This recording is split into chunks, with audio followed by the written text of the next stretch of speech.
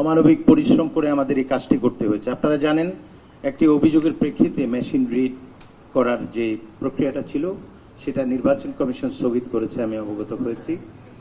এবং এই নির্বাচনের জায়গাটি, যেটা আমাদের জুলাই গণ অভ্যুত্থানের অঙ্গীকার ছিল, আমরা গণতন্ত্র পুনরুদ্ধারের সংগ্রামের জন্য সংগ্রাম করেছি, পুনরুদ্ধার করতে চেয়েছি। সেটা বিশ্ববিদ্যালয়গুলোর মাধ্যমে শুরু হয়েছে, সেটা আমরা একটি অংশীজন ডাকসু হয়েছে, জাকসু হচ্ছে। এর মাধ্যমেই আসলে 24-এর গণ অভ্যুত্থানে যে গণ আকাঙ্ক্ষা তৈরি হয়েছে সেটা আসলে পরিপূর্ণ হবে।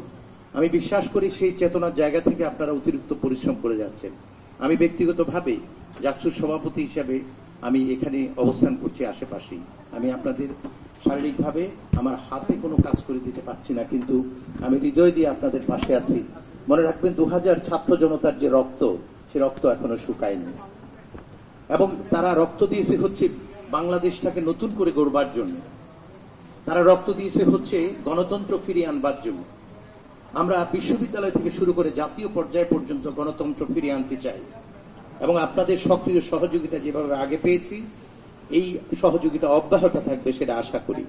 আপনাদের যে কোনো ধরনের প্রয়োজন নির্বাচন কমিশন পূরণ করবার ক্ষেত্রে প্রশাসনের পক্ষ থেকে আমার যে সহযোগিতা করা প্রয়োজন, আমি সার্বক্ষণিক উপস্থিত থেকে এবং অন্য লজিস্টিক সাপোর্ট দিয়ে থাকবো, এই অঙ্গীকার ব্যক্ত করছি।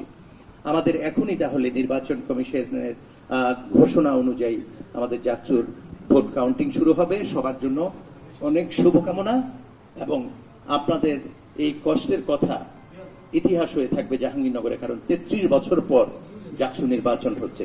সবাইকে অনেক ধন্যবাদ এবং কৃতজ্ঞতা। আশা করছি এখনই আমাদের কাজ শুরু হয়ে যাবে নির্বাচন কমিশনের পক্ষ থেকে ঘোষণার পর।